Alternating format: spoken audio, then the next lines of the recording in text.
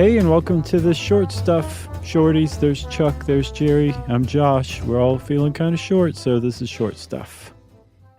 I'm feeling tall. Are you? Sure, why not? I always feel like I'm 6'3". How tall are you? Oh, I used to be 5'10". Now I'm like 5'9.5". Oh, wait, I just realized this is a Short Stuff. We have no time for this. Sure we do.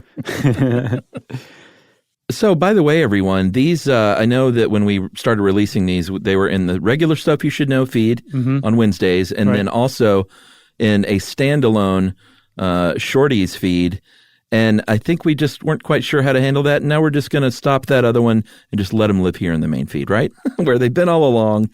But we're going to send our old little standalone friend out to pasture and shoot it. Right. All of which means to say is if you are only subscribed weirdly to that one thing and not the regular feed, just come on over and join us on the regular feed. We're bringing them home, baby. All right. So here's our dirty secret is we talked about this one time in a single live event that no one listening saw. That's exactly right. And it was such an interesting little piece of internet tidbit lore. Yeah, it's so perfect for this. It just could not be left alone. So yeah, we decided we were going to talk about the iSmell. Little eye, big smell. That was their slogan. That was, so yeah, it is like a little lie because it was tied into that whole like Apple push of the late 90s, early 2000s when Apple was riding high and untouchable. Yeah, I guess you can't trademark something like that, right? I guess not. The use of a little eye, because everyone, or not everyone, but it seems like it's been co-opted since then. Sure. There's like iHome does all their like accessories and clearly companies that are not getting any kind of approval from Apple has that whole eye thing going on.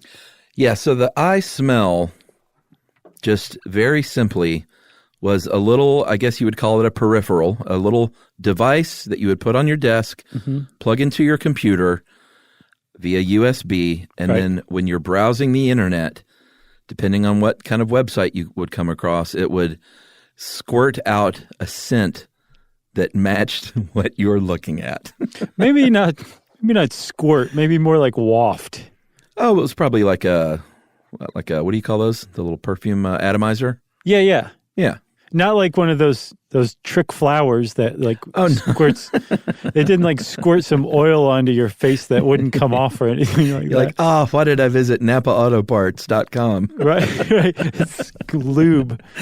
Ew. So the problem with it was not what it was or what it did, because if you stop and think about it, that's pretty awesome. Yeah, or how it worked. Right. We'll get into like the nuts and bolts of it, but it was a revolutionary device. Yeah. Amazing. Some people say that it was simply ahead of its time and that it was still simply ahead of its time. Other people say that just from the get-go, it was like the definition of ill-conceived. Yeah. So shall we go back to the 1990s?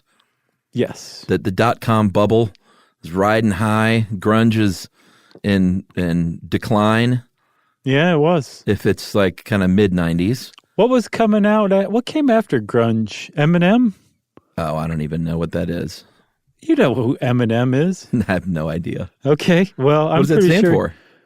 What does that stand for? Well, it's spelled out, you see. E-M-I-N-E-M.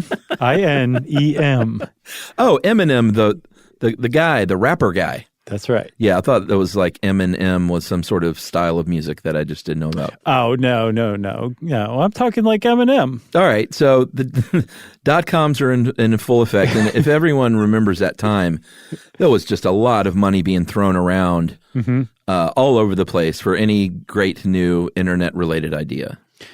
For sure. And I think these guys, a pair of dudes named Joel Bellinson and Dexter Smith, who went on to form, what was the name of their company? I think it was DigiSense. DigiSense, that's right. Okay. They formed DigiSense with $20 million in venture capital. And there's this really great, everybody go read this article. It's a Wired article from 1999, and it just does a profile of them and their company. And they have like this venture capitalist dude who's like the prototype for the the Silicon Valley VC guy. It was like he's the guy. He's the archetype. It's amazing just to see him appear and be like, this is 1999. This is the first guy. He's like patient zero. Yeah, the original hoodie wearer. Exactly. Amazing. So these guys, they got together and they formed this company called DigiSense, and apparently it was based on a couple of things. They had already they were pretty well off, having written some software for genetics databases. Yeah, and this is the 90s, right? So these guys were one of the few, if not the first, to do this. So they were set, but that experience had also kind of given them an awareness of genetics and digitization. Yeah. And they realized like you can code something as organic as DNA.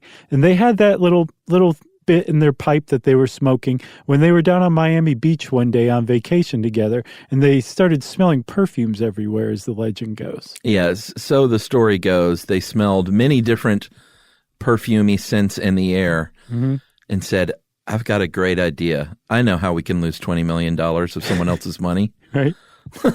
Digital scenting, which is why they called their company DigiSense.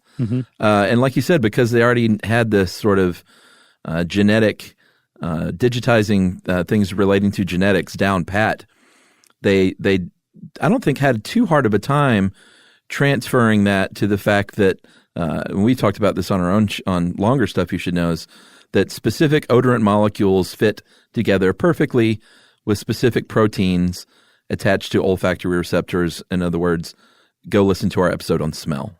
Precisely. Right. So was it I guess it would have been the smell one. Oh, yeah. It was either that or the China's... pollution sniffers? Yes, them. Yeah, probably both. So these guys knew that going into this, or they went and I think did the research, but then they're like, oh, we can work with that. We can take this and turn it into a digital representation, a digital model of an odorant. And not only can we do it once, we can do it thousands of times. So the first step these guys took was to create, from what I understand, the world's first database of digitized scents. That you could go into this database and be like, oh, okay, here's the code for gardenia. And it's this odorant and that odorant, and you put it together.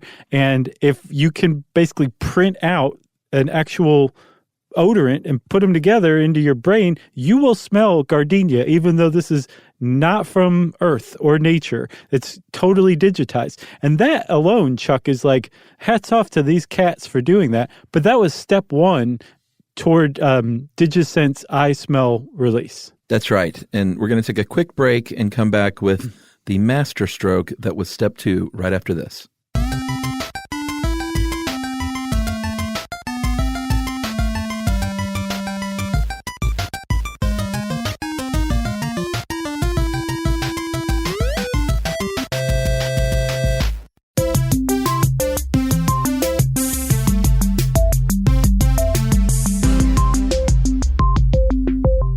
All right, so we're back. The brilliant master stroke that I teased really was brilliant. And all this was, the fact that they could do the digitizing of scent alone was great. Yeah. But they sort of learned, just like color combinations, in order to pump out any smell you wanted to someone sitting in their cubicle via the internet, they didn't have to come up with millions of different smells. They could lean on those 128 primary odorants and combine them in whatever way they saw fit to make specific odorants. Like billions and billions of different scents just from those 128 primary odorants. It was really smart. It was, because up to that point, it's like, okay, this is a good idea, but how can you get billions of different scents into a little desktop peripheral? You can't. So the ability to break it down into just a palette of 128, now all of a sudden the iSmell is starting to become an actual reality. And from what I remember, the iSmell itself was actually kind of cool looking, if you ask me. Sure. It looks like an Apple alien wind sail or something like that, solar sail. But the I think the tray heated up the specific odorant, and then a fan blew across it. And not only would it heat up one odorant, it would heat up, different combinations to different degrees, and the wind or the fan would blow across it, and then that's what would waft out of the iSmell. That's right. So you load a web page with pixels that have those scent instructions. You're on a web page for a landscaping service, and they decide it's a great idea to give you the scent of fresh cut grass as you visit their website. Or if you're at a travel agent site, because this is back then when people still use travel agents, they would squirt out maybe some coconut and suntan lotion. No, but not squirt, waft. And basically the idea was to enrich your internet experience. Cost about $200. I think the cartridges were about $50. But they'd last months and months. Sure, which is, that's not a terrible price for something. Not at all. And it worked great. They tested it. It worked fine. What they didn't do was consumer testing. That is, does anyone want to smell the internet? No, these guys did so much R&D and so much, they were so heads down on the iSmell that the fatal flaw of the whole thing was they didn't stop to ask themselves, do people want this? They just presumed, yes, this thing is so awesome, it's so revolutionary, and there's so much development put into it. Of course everybody's going to want it. The price tag's right. It doesn't slow down your web page. The pixels that they created with the scent information were so efficient. It took up, I think, 2 bytes of space, which is like a 17th of Google's tracking pixel. Everything so about tiny. it was perfect, but no one wanted it. It was just as plain as day, except for me. I've always wanted one of these. Yeah, they actually debuted at the 2001 CES Consumer Electronics Show in Vegas, which is where all the big products make their splash. Nobody liked it. Everyone hated it. They never sold a single one. And $20 million in VC funds went down the scented drain. Yep. There was at least one prototype, and you can see pictures of it on the internet. But as far as anyone knows, that was it. They never built one. And they certainly never sold one. Pretty amazing. And then in 2006, PC World said, this can't be forgotten. Yeah. And they released their list of the 25 worst tech products of all time. And believe me, there's been a lot of worst tech products, but the iSmell was included on that list and was honored forever. Amazing. Yep. The iSmell. All right. Well, that's it. Yeah. If you want to get in touch with us, you can go to our website, stuffyoushouldknow.com, and check out all of our social links there. You can also send us and Jerry an email to stuffpodcast@howstuffworks.com.